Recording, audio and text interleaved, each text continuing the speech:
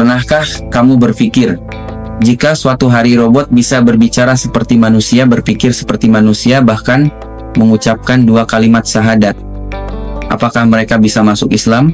Pertanyaan ini bukan sekadar fiksi ilmiah, tapi benar-benar telah ditanyakan kepada para ulama, dan jawabannya membuat bulu kuduk berdiri.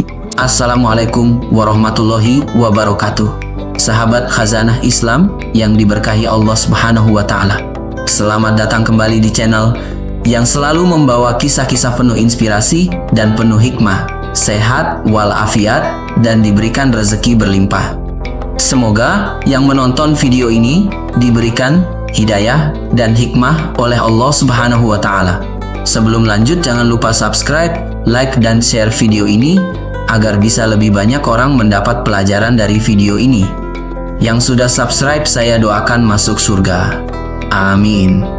Hari ini teknologi berkembang sangat cepat. Kita sudah melihat robot yang bisa berbicara seperti manusia, AI yang bisa menulis buku, memberi ceramah, bahkan menjawab pertanyaan agama. Di beberapa negara, bahkan ada robot yang bekerja sebagai pemandu ibadah, muadzin digital, hingga penceramah virtual. Lalu muncul pertanyaan besar, apakah robot yang cerdas ini bisa dianggap makhluk yang bisa beriman, bisa masuk Islam? Seorang santri bertanya kepada gurunya, "Kiai, kalau suatu hari robot atau AI bisa bicara, bahkan menyebut nama Allah dan membaca Al-Quran, apakah itu berarti dia muslim?" Ya, pertanyaan ini mungkin terdengar aneh, tapi ulama besar seperti Syekh Shalih Al-Fauzan, Syekh Ibnu Utsaimin, bahkan Dr. Zakir Naik pernah memberikan pandangan mereka.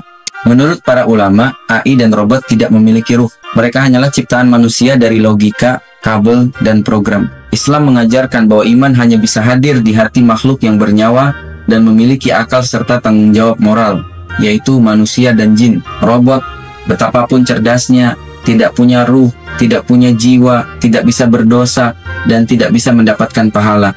Jika ada robot yang membaca syahadat, itu bukan karena ia beriman, tapi karena ia diprogram untuk melakukannya, layaknya speaker yang memutar murotal Quran atau jam azan digital. Itu semua tidak menjadikannya muslim, karena tidak ada kesadaran dan kehendak bebas di dalamnya. Seorang ulama pernah berkata, kalau suatu saat robot bisa bicara tentang Islam, jangan anggap dia beriman, tapi anggaplah itu sebagai alat dakwah, seperti pena yang menulis Al-Quran, tapi tidak beriman. Mengguncang bukan?